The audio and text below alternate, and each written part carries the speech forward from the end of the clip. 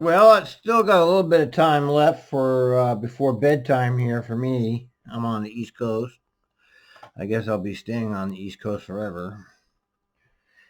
Uh, we have a Dougie Town Hall,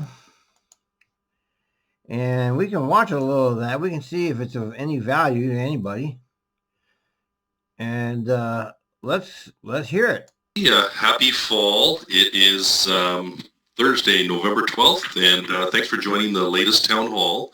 I feel like I'm doing some radio talk show here. I'm really bad at it. But, anyhow, good morning, everybody. See, he is funny. He does have a sense of humor, this guy.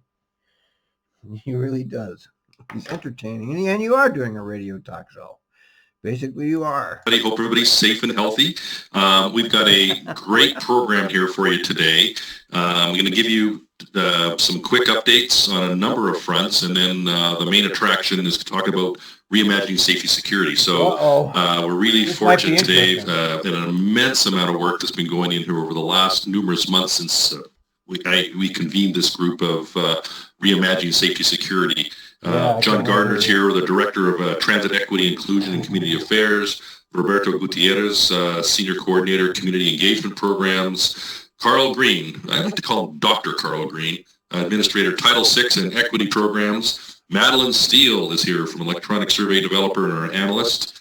Finally, our backstopping all of this is the famous Marlon Blagg, who's our Executive Director of Safety Security. Really talented panel here. We're going to walk us through some really important information that I think you're all going to find fascinating here. So we're going to go through it, and you're going to get a bit of the first glimpse before I take it to the board formally a week, literally today, to our board strategy session. So I encourage you to, even though we're limited here to something less than an hour, please do turn into that next week, because we're going to spend about several hours on it as well. So anyhow, in terms of updates, I think we all know it was Veterans Day, celebrating that yesterday, and I really want to thank all of our employees, particularly Carl Green. You're one of them on our panel here today, so thanks to you and all of our veterans here at Trimet and across this nation. Where's the pictures? I want to see people's faces. Who've sacrificed so much. Here at Trimet, we have 195 veterans who work and made immense sacrifices for the freedoms of this country and democracy at large across the world. There's the old line. Thank you for your service. You helped us with our democracy. We got such great democracy. You can see it playing out right now, our wonderful democracy. Okay. Well, big thanks.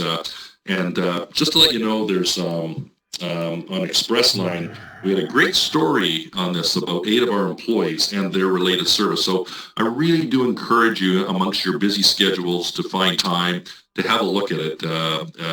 It's impressive. So, and just a testament to the talent we have here at Trimet. So, yes, you're so talented. In terms of elections, I think probably over the last weeks, almost since November 3rd, and even leading up to it, it's been frenetic, emotional, concentrating with all the elections going on. And I know I did, and we're not quite finished yet, but the outcomes have a real impact on our agency, not only at the national level, particularly around national funding, policy, things of that nature, but also around, even as we get closer to home, and around the T2020 ballot that did not pass. It did not pass through votes in each of the 3 counties. Often Multnomah County will carry the day because it's the largest, most populous county. But all 3 counties shut that down. So that will have an impact on this agency, particularly for some of the expansion of bus electric bus and clearly the Southwest Corridor. And we'll be talking about that over the next few months. So we will be shutting down the Southwest Corridor. We're in the process of stepping that down now. We will be hitting the pause button, so we will stop once we get to probably the FEIS stage. So when it gets revisited at some point down the road, in the years down the road, to be successful the next time, that we don't lose that. So we'll have to update costs, all those kind of things. But there's been an immense amount of work by a really talented team getting us this far. But democracy has spoken, so we need to be respectful of that. So the demand is still there, though.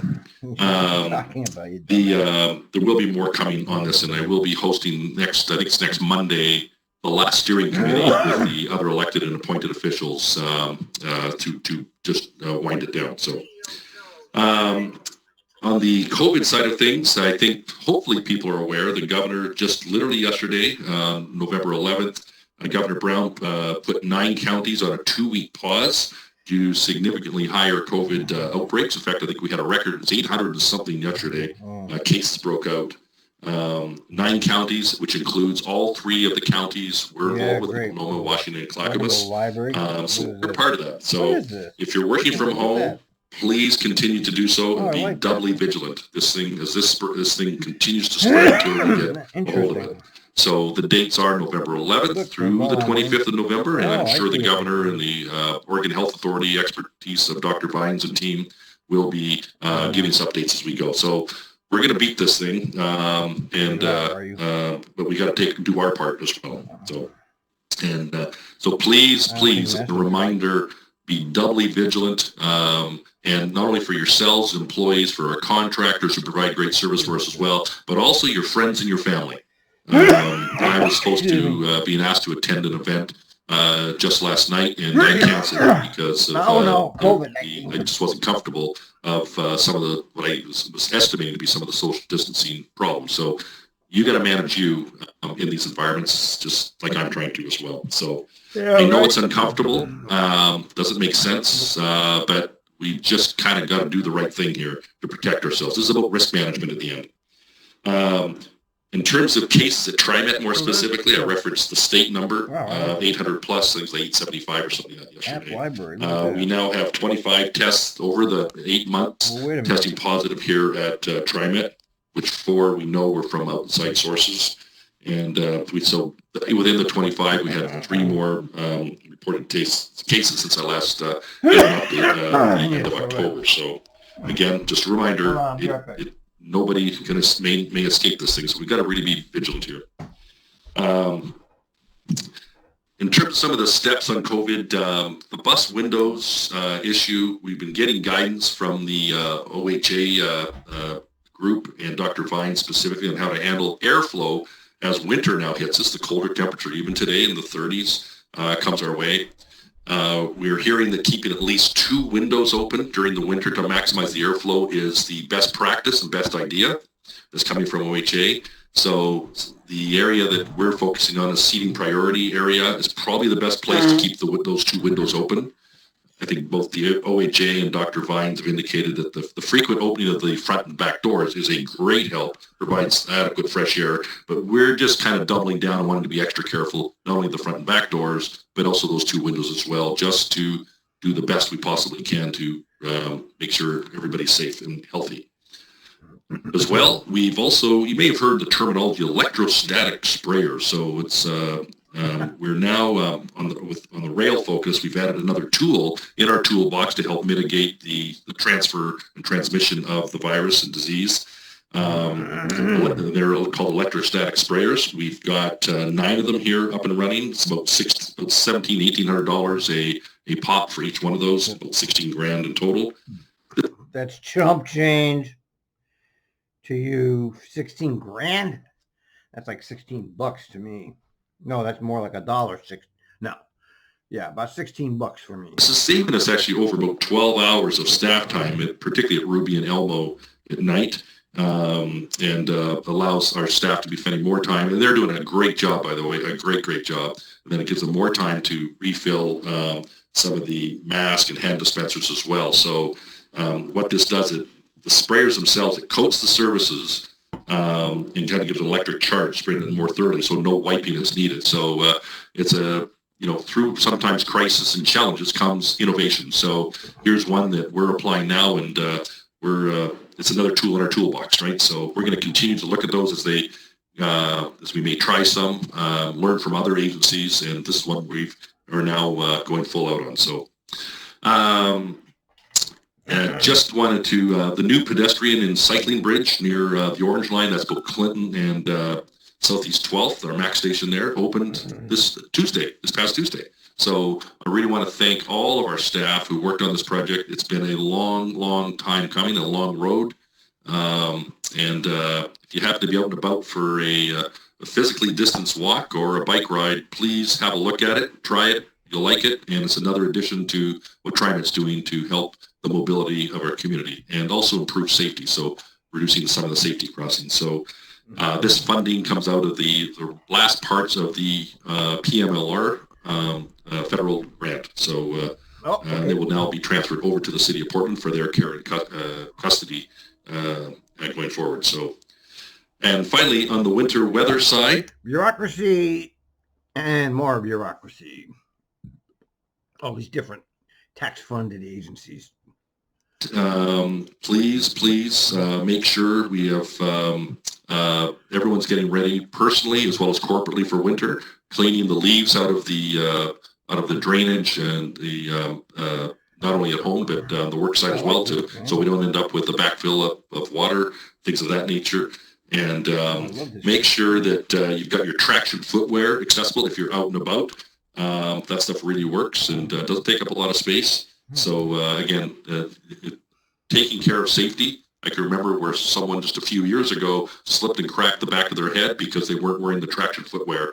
And we just don't want to see that happen to anybody. No. So, please take care of your safety. Okay.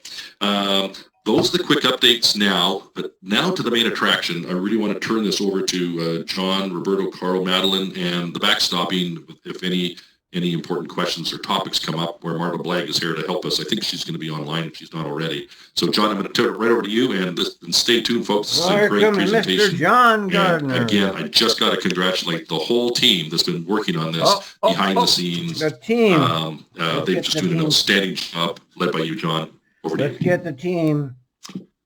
Thank you, Doug, and good morning, everyone. And as Doug said, we have a great team this morning to walk everybody through a very comprehensive process, and we really want to give you enough highlights and information so you can ask questions. I want to hear this. We're close to finishing out this phase, but as Doug mentioned, we listened to part of this on the last board meeting. The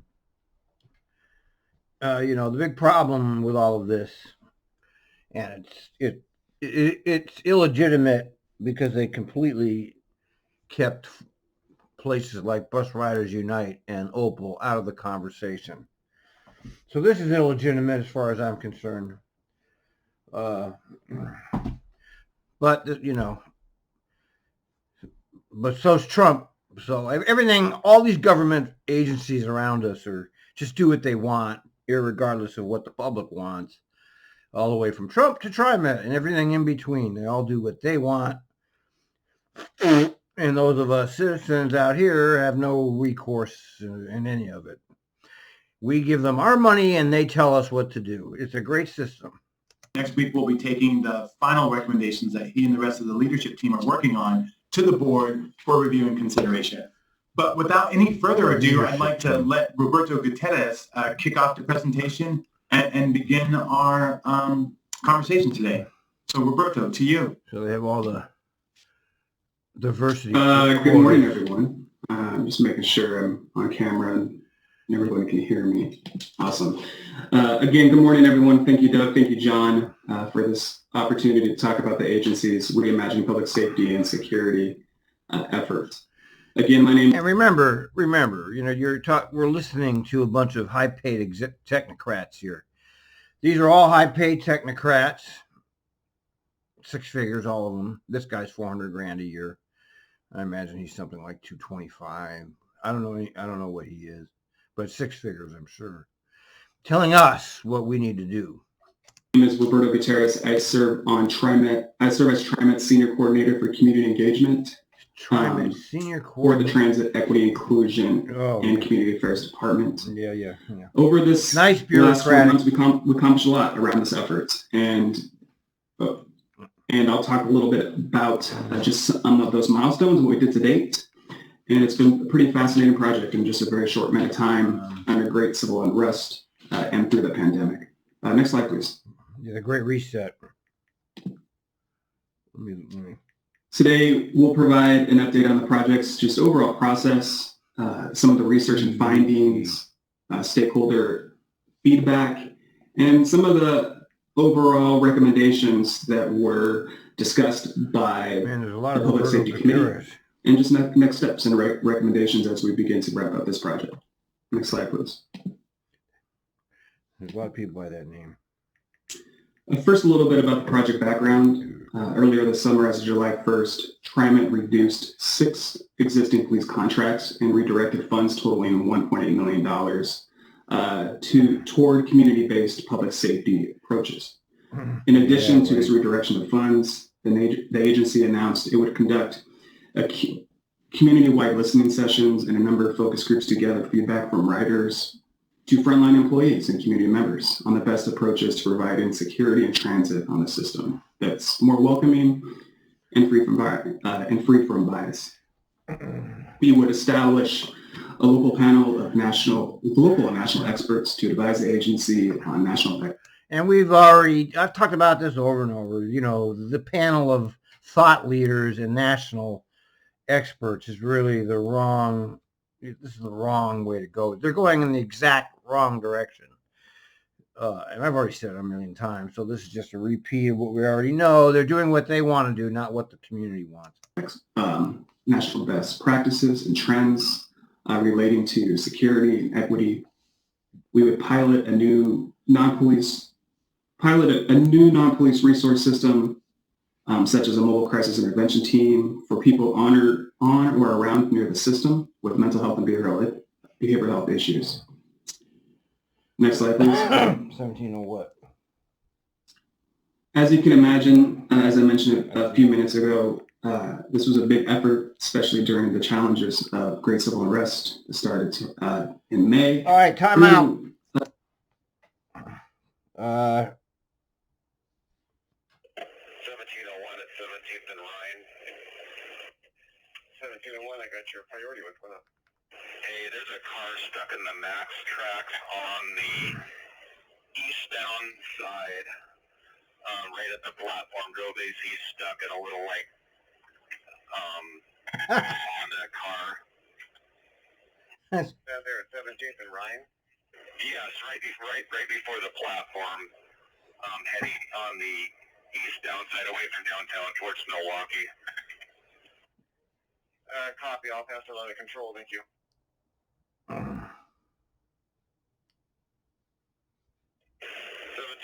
on Holgate, heading outbound. Hey, 1701, trying to get just a little more information about that auto. Was it blocking north or south at all? Could you tell? Are we going to have problems getting buses through there? No, nothing to do with the road. It was right, heading towards Milwaukee, right at the platform there on the track. So it was just a little four-door car. Okay, so somebody just possibly tried to make a turn a little too sharp and didn't quite clear the trackway? I think so, yeah. I didn't see it, but it looked like it had literally just happened right before I turned the corner. All right, thank you very much. That helps us a lot. 1819. Yes, another. 2237, do you have a copy? What's this? 5273 westbound on Murray. All right. We got the. 5273 got your. All right, stop. Back to this. Sorry, I just had it. An existing pandemic, but in a short time, we were able to launch a new website. It was trimet.org/public safety, and content for that website in terms of how we communicate this project. We were able to develop and launch an online survey in multiple languages, totaling 7 languages. We partnered with DHM Research. And the DHM Research. DHM Research gets a piece of every single government contract from every single government entity in the Portland area. The good old crony capitalist method. And PUA and others to conduct dozens of community agency partner focus groups. And we held English and Spanish online listening sessions to support this project. Next slide, please. See, look. One of the ways that helped make... look at this. Just look at all the little, this is your branding here. Everybody's got their little branding logo, man. It's America. We all have to have a little logo. This project successful as we had a variety of community partners to help convene focus groups, and we heard a lot of feedback. Like what? Writer engagement. Where's the feedback? Where is the feedback? Is it accessible or not? Where is that feedback? I want to see it. possible without these existing relationships and efforts from dozens of these partners who conducted these one-on-one interviews and focus groups. In this slide, as you can see, the number of kind of depth of our relationships from Opal to We All Rise. Wait a minute. He just said Opal. And those of us who are paying attention heard Opal testify at the last meeting how they were not pleased with this. So there you go. Latino Network, to Apano, to NEA, to BOS, to ERCO, to Join, and the many others that are listed here. Next slide, please. We also sought feedback from TriMet's existing agency committees, such as TIAC, the CAT Committee, the Youth Committee, some of our writer groups, members of the Writers Club, LIFT, and Honored Citizen Writers, and program members. We also heard from some TriMet employees and the union leadership, from bus operators and rail operators to security and other frontline employees. Wait a minute, it says 2. What does that mean? Out of 1,500, you got 2? Mixed jobs? Yes. Excuse me, I'm sorry. Next slide, please. All of these efforts produce a ton of feedback to help inform this process and help to set the table for how community and staff were feeling. Now, I'd like to see this stuff here, the 13,000 response. Of course, you saw that survey, right? It was worded in such a way. All of the TriMet surveys that I've ever been exposed to are all worded to give TriMet the answers that they really want. They had 300 one-on-one interviews. I'd be interested to hear about that.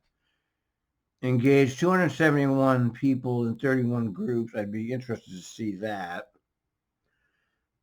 I didn't see anything on social, not on Twitter anyway. I don't know what they're talking about there. I don't do anything but Twitter. Invested in print and online media. Just. And it allowed us to begin and collect ideas around some of the stakeholder perceptions that will help inform the Public Transit Safety Advisory Committee that met through the month of October, that will later provide recommendations, actually next week, to the GM. In total, we heard... Looks like Gardner's in the office there, doesn't it? Looks like he's in a... Is he in the TriMet? That looks like an office. He looks like the only one that's actually in a TriMet office. Over 13,000 survey responses in terms that were informed from our survey. Over 700 non-English responses from Arabic to Lao to Vietnamese, Spanish, just to name a few. We held over 300 one-on-one interviews, engaged 271 people in 31 different focus groups. And I'd like to know more about across multiple languages. Invested in print and online news media sites such as the Scanner, Observer, and many others. Next slide, please.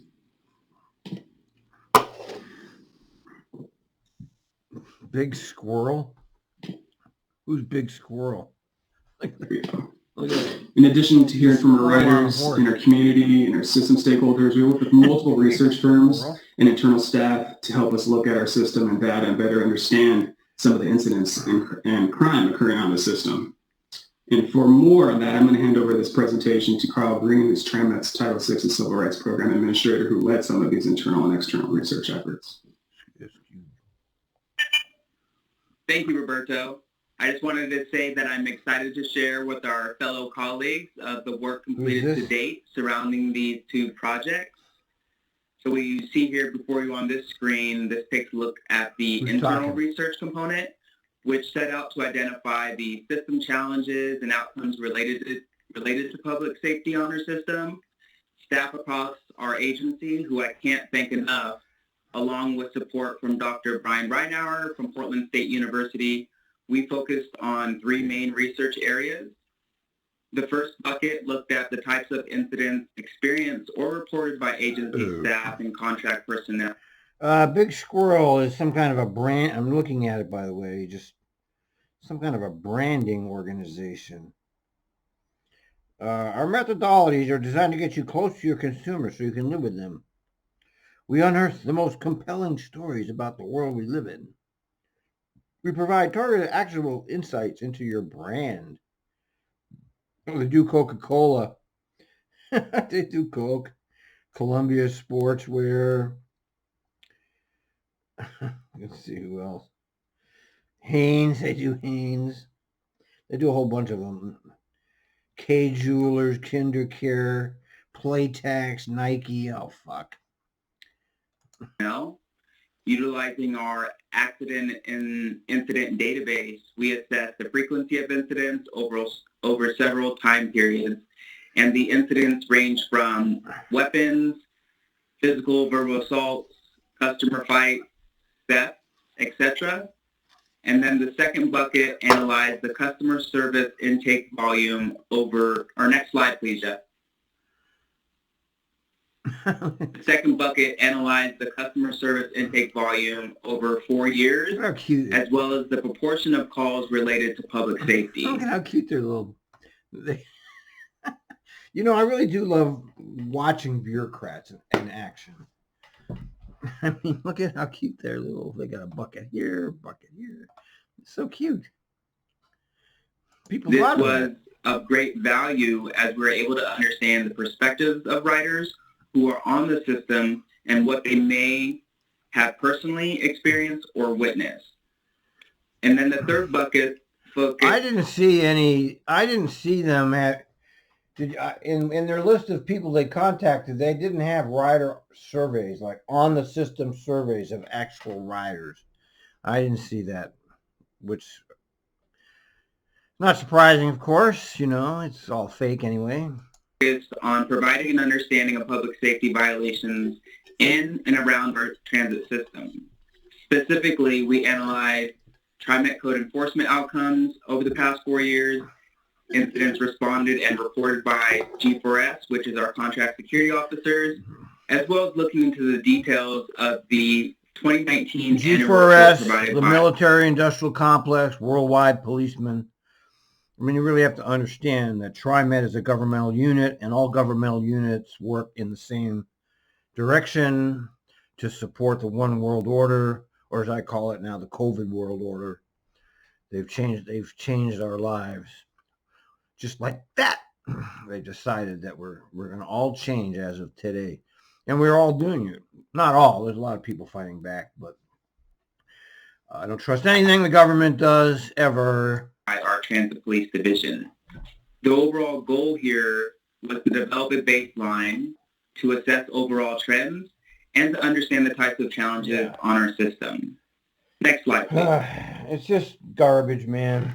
To give a sneak peek of some of the data analyzed, this donut chart gives an example of citations between the time frame of January and March that have been issued by our fare inspectors. Oh, this is kind of interesting. Let's look at this for a minute here.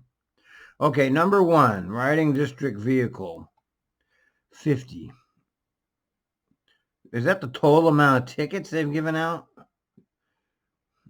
That doesn't seem like very many. Let's listen to this. While conducting fare compliance missions, and most of which, as you're looking at this bar chart and the description to each of the colors, most of these were behavior-based violations. Excuse me? And by count, if you look at the highest code of conduct violations, you can see here that riding without applicable fare, smoking, and alcoholic beverages were some of the highest. Smoking is Next slide, please. at the same level of... With this slide, or with this bar chart, 22,000. Holy cow. 22,448 fare evasion citations between, this is 2016 to 2017. Why is, oh wait, okay, wait. Okay, I see. Okay, 22,000. This is how bad they really were. 17,000 in 2018. 17,000 2018, 2019. And 11,000. Well, doesn't look like they've given out much less. It looks like, I mean, considering the ridership has been 1/3 to 1/2 less, they're giving out the same amount of tickets. seem to be giving out more warnings. I don't know. I have a real problem with all of this. This is a war on you. This is war on citizens. It's like the drug war, you know. It's a war against your own people. They conduct a war against you if you don't pay your $250. And I would be all in favor of it if the fine was commensurate with the violation. Like, you didn't pay your fare, the fine should be like $10. Okay? But their fines used to be $175. They made it $75. But still too high considering what it is. It's still predatory, and I'm totally against it. Shows the yearly trends in fare evasion, citations, and warnings. As you will note, there is a marked reduction from the... This is a police state function. This is a function to keep the masses under control. This is your government criminalizing you. And I know a significant amount of the public actually likes this because they're deluded. I mean, I wish I could put it better, but, you know, we live in a particularly stupid country, unfortunately, populated by a lot of really ignorant people that don't understand anything that's going on around them. 2017, which is the bar on the far left, and the number of fare evasion citations given out in the past 3 years. However, if you scan to the right, you will see that there is a significant increase in warnings given this past year, which is more than double the amount of warnings given in the previous 2 years. The main takeaway here is that there's stability in the count and the percentage of these types of violations from the 2016 to 2020 timeframes, where fare evasion citations and warnings comprise 88 to 93% of all violation types. Next slide, please. Next, I will give an overview of the external research focus. In preparing this external research report, Trimet staff, along with support from Big Squirrel's consulting group, gathered peer transit agency information related to security and policing structure, training. So all of these things, as usual, they contracted out all of this. So that 1.8 million was all given away to all these various places that helped them put this together. It was an opportunity for pork barrel contracts, and they took it. And they paid money out to all of their little crony, businesses and organizations that like to get these government contracts. It's one big club, man. That's what I'm trying to say. Budget, performance and that's why I'm so proud that people voted no on that pork barrel. I mean, they still voted yes on other shit. I'll never really understand how people can be so ignorant as to actually vote yes to raise their own taxes to a bunch of corrupt technocrats that use the money to oppress you, and yet they vote yes. I mean, Americans are just a really special kind of dumb population. Community partnerships, technology, and community engagement. The information and data for this research was obtained through personal interviews with safety and security staff that had knowledge of their transit agency's police or security operations. There were a total of 17 transit properties from both regional and national peers across the nation that participated in this study. Next slide, please. Yeah, it's all bureaucracy, baloney. Overall, we found that policing and security vary by agency, and most agencies use a blended workforce of various personnel types. As you will note here in this bar chart, among its peers, Trimet had a lower security presence on the system for its size. Oh, that's interesting. Wait a minute. BART is much bigger. King County's bigger too, isn't it? Yeah. Are you sure these are equivalent size organizations here? I'm not sure. Denver and Trimet are about the same, I think.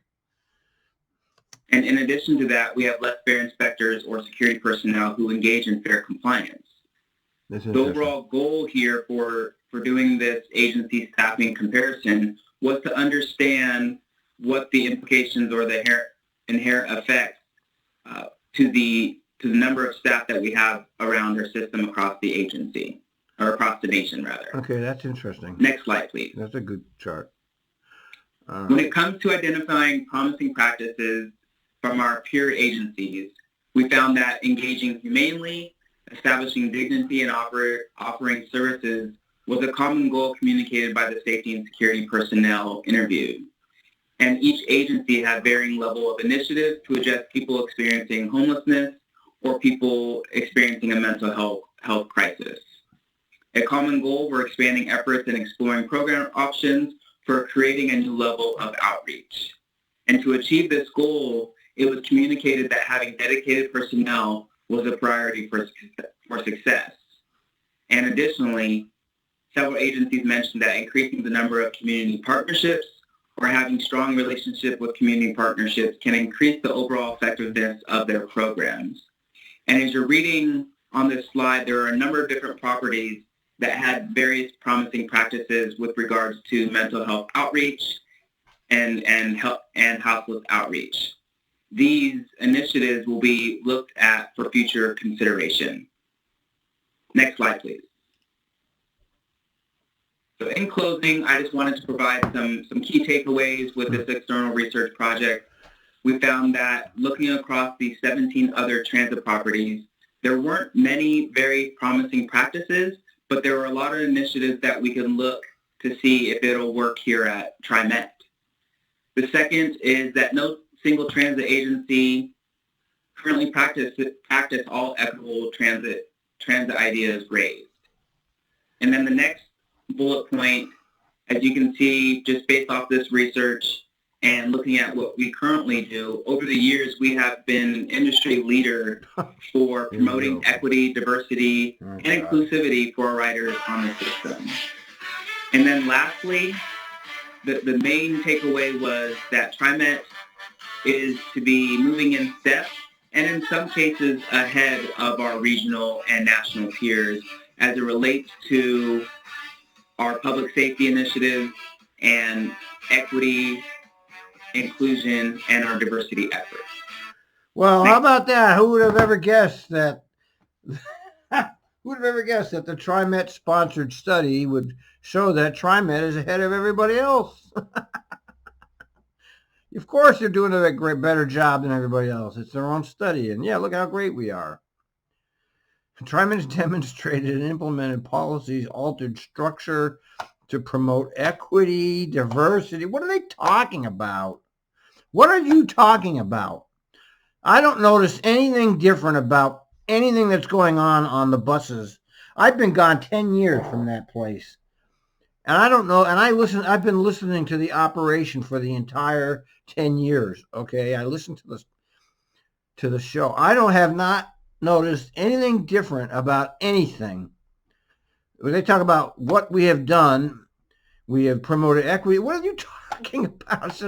It's baloney. Now, Trimet appears to be moving in step with, or in some cases, ahead of West Coast peer agency. I don't know. Who knows? I don't think any of them are doing anything. I think that's accurate. You know, they're industrial complexes that suck up tax money for the advantage of the elites, and they provide jobs to people at the expense of the taxpayers, and the ditch people are in the ditch everywhere, not just at Trimet. They're in the ditch everywhere. There's no place that has anything but a ditch for the ditch people, the ones that don't pay the fare, the homeless people. Nobody has anything for them. Next slide, please. So, all right, let's see. Next, we would like to go a little bit deeper into what we've heard across our public survey and community. And here's DHM. You see what they did here? It's really, they took all the money and they gave it to all their favorite contractors to go out and give them. It's such a con job, man. Community and staff focus groups. So I'll ask my teammate, Madeline Steele, who worked with Ginger Shank, to coordinate our feedback research efforts, to walk us through some of the key feedback areas from that outreach. Okay, this is I'm enjoying this town hall, though. I mean, I'm not surprised by any of it, but at least there's something interesting material here to look at. Thank you, Carl. Jeff, could you please make me the presenter? Thank you. Madeline. At least she's on the screen. Can you all see my screen? Yes. Yes. All right. Yes. Great. So my task in the next few minutes is to give you a very high-level look at feedback we received via our surveys and our focus groups. There's a bit of an embarrassment of riches here in terms of data, so I'll just be able to highlight some of the questions and feedback that we received. Okay, good. And I'm going to be using a slide deck that was put together by our consultant partners, DHM, for our committee. They consult them. I'll use an abridged. I mean, Trimet executives don't actually do anything. Trimet executives like go on here and tell you what they've got the contractors to do. They don't actually do anything themselves. Have you noticed that? They hire everything out and then they come back and they present it to people. They don't do it themselves. Apparently Trimet staff doesn't actually do anything. They just present material that was done for them. Version of it. So I'm going to start by talking about some of the safety concerns that were identified by both the writing public and our employees. Okay, let's see it. Good. In our survey, we asked our writers if they generally felt safe on Yeah, they said, okay, I remember it. You know, I saw the survey and it was set up the way they always set these things up. And I've talked about it a million times. I know that nobody cares what I think, but I care what. You know, they don't ever tell you, do you feel, is it good, fair, or poor? They always have like somewhat very, they don't have good, fair, they don't have very clearly defined questions. So some would say very safe. Where's unsafe? Let's hear. I met prior to COVID-19. And most of them said that they did generally feel safe, with more people feeling safe on buses. Somewhat safe. I don't know if I would say that's, I mean, you're somewhat safe. I mean, you're somewhat safe walking down the street. Very safe. I mean, nobody in their right mind feels safe. I didn't feel safe driving the bus. I mean, there's crazy people everywhere. Relative to max. Here you see the more precise results from the public survey. The max, there's nobody, at least on the bus, there's a driver. The max, it's every man for himself. The focus groups, we had 73% of people feeling safe on bus, 63 on max, lower in the focus groups. So where's the rest of the, what are the other three? However, we did find that more people of color felt unsafe on both bus and max. Oh, that's interesting. So here we're looking at the same results from the last slide, but broken out by race. So this is the percent of people who feel unsafe, actually. Unsafe. So for those who identified as white, 11% felt unsafe on bus, 18% felt unsafe on max. Oh, that's interesting. However, for those who identified as black or African American, wow, 25% felt unsafe on bus. So that's over twice as many feeling unsafe as for white people on bus, and 31% felt unsafe on max. Interesting. Similarly, Native Americans, 35% of them felt unsafe on max. So these are sobering results that we need to take into consideration as we move forward. We had a similar... she said, okay. Yeah, that was good. They're sobering results indeed. All right, well, it looks like they got... And remember, they've clouded, they didn't, as I just said, it wasn't, the questions were kind of geared to not really saying, it was somewhat safe. You know, I already said it, I'm not going to say it again. Effect, though not as strong, when looking at gender breakdown. So men were a bit less likely to feel unsafe. So 12% of men felt unsafe on bus, 18% on max, versus women, 22% feeling unsafe on max, 14% feeling unsafe on bus. Non-binary feeling a little bit less safe even than women. Non-binary? What is that? What is And when we asked a follow-up question about what made people feel unsafe, the most common answer selected was other writers. So disruptive behavior by other writers.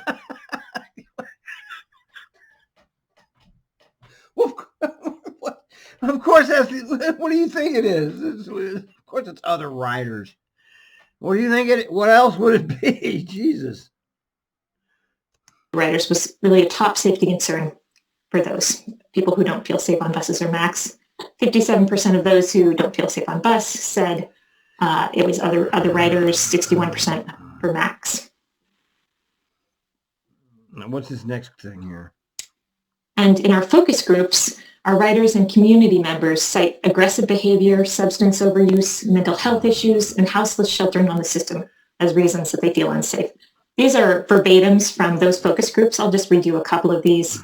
So drunk or high people writing the max, being loud and confrontational, camping on the bus or the max, and no one does anything about it. I've seen it get out of hand many times by way of writers fighting, intimidating others, selling drugs, using drugs, and vandalizing property. Yeah, well, I'd like to see all of the responses. I want to read through them all, not just a little hand-picked 6 like you just did. We asked a similar set of questions about feelings of safety to our frontline employees. Oh, that's interesting. So in our survey, these are people who identified as frontline because they interact with writers face-to-face on a regular basis. Drivers and our employee focus group participants all had frontline jobs. So about half of our employees are frontline employees. Yeah. Okay, look, wait a minute. 14%, that's very low. Somewhat safe. That doesn't count. Okay. So you got 85% of your employees not feeling safe. And I wouldn't feel safe either. You're not safe. They're not safe because it's just, be honest, about employee focus groups are even less. Yeah, so they're giving you working on the system. Okay, they're giving accurate information here. I'm impressed. It seems this is very believable. And similar to the writing public, yeah, they cited disruptive writers as their top safety concern, specifically disruptive or difficult people. Now, I don't understand how this chart works because 55, 76, 53, 53, 38, and 34 doesn't add up. This chart should have 100% when you add them all together, and it doesn't. So why not?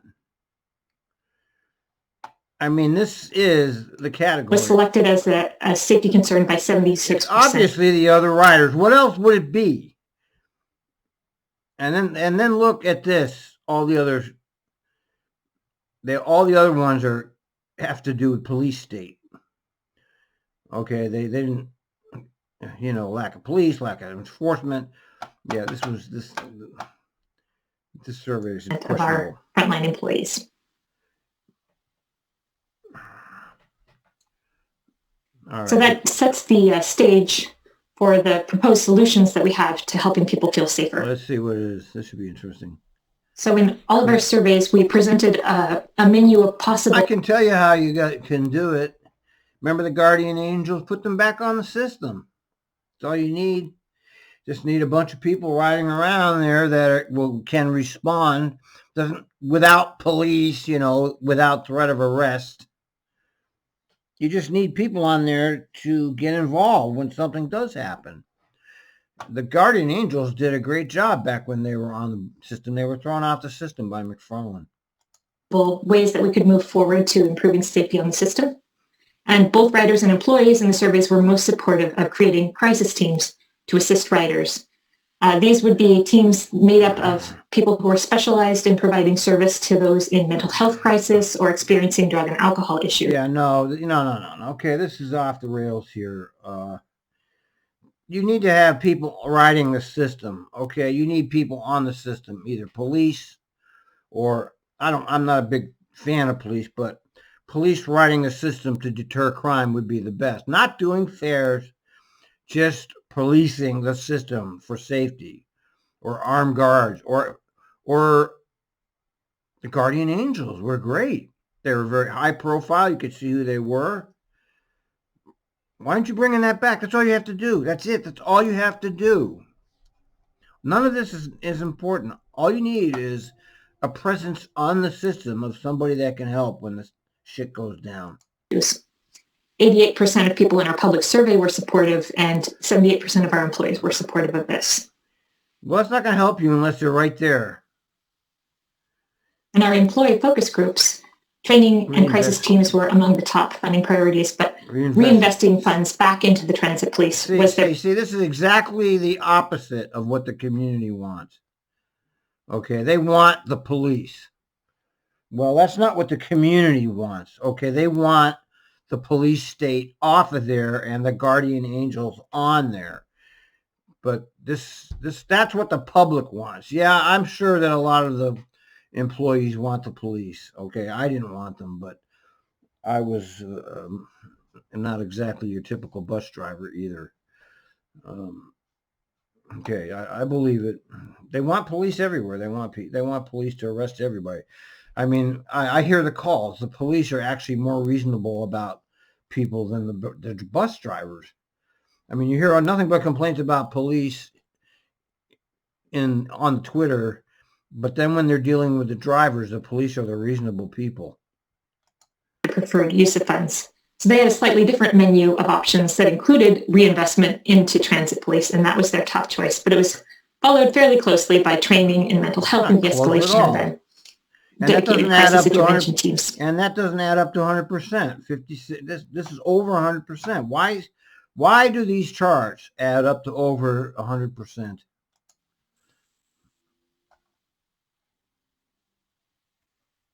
And a third approach that was common amongst all of our groups, focus groups and surveys, was the idea that we need more people out on the system, more TriMet staff. Yeah. Writers, employees, community members all agreed that increased staff presence would help with feelings of safety. However, there was less agreement on which role would be most helpful. Our community members, our community-based organization partners, tended to want multicultural staff and employees who were friendly and approachable. And they raised concerns that police are not the best response to mental health issues.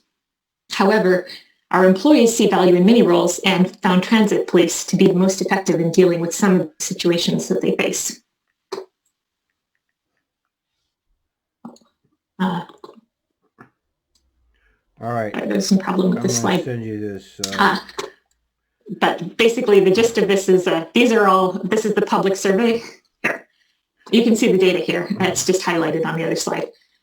But a lot of the public respondents said that lack of transit police or unarmed security, fair enforcement staff were reasons why they felt unsafe. So there's clearly a desire for more TriMet presence. Mm-hmm. And that said, over 20% of survey respondents did say that the presence of transit police was a reason that they felt unsafe. So there are mixed feelings about whether transit police make the system safer amongst our riders. Well. And similarly with our staff, aside from disruptive people, the top reasons they did not feel safe was lack of other TriMet staff. They selected transit police first, followed closely by fair enforcement staff, and then non-security TriMet staff, lack of unarmed security. So, yeah, let me put this on Twitter here. And finally, survey results show that customer service is most important for rider safety, whereas transit police are most important for employee safety. So we asked in our survey for our respondents to consider each of these 4 staff types: on-street customer service, unarmed security, transit police, and fair code inspectors, and say how important they were to their feelings of personal security. All right. Riders' responses are here in green. All right, hold on, stop. All right, let me all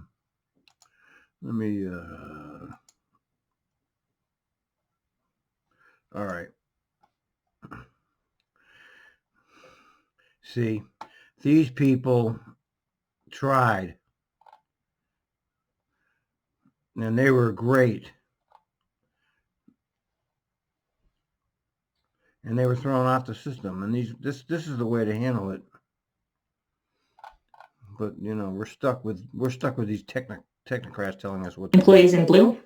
So you can see that riders thought that on-street customer service was most important. And less than half of them thought that transit police and fair code inspectors were important. Whereas for employees, transit police officers and fair code inspectors were the most important to their feelings. There you go.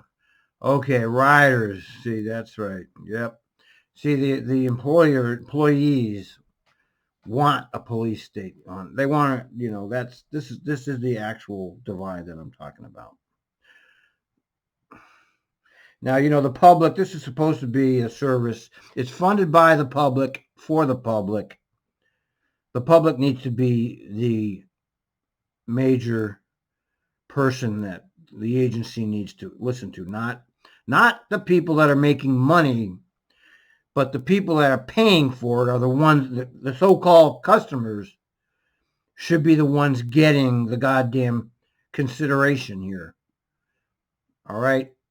And I'm surprised they've actually put this out here. I'm surprised because they're basically, I think the public is less than that, than 46, but I'm surprised they even put it out at all. It's a personal safety. I think it's probably more like 25%. So just to summarize, most of those we heard from did agree that disruptive riders were the biggest safety concern and broadly agree on 3 approaches. First, the creation of a crisis intervention team that would be comprised of people who had specialties in dealing with people in mental health crisis and those experiencing drug or alcohol issues. Second, providing TriMet staff with training on de-escalation and mental health issues. And third, an increased presence of TriMet staff on board at its stations, though, again, there was some disagreement about which staff types are most effective. And with that, I'm going to hand it over to John. All right. Thank you all. All right, we're going to stop here because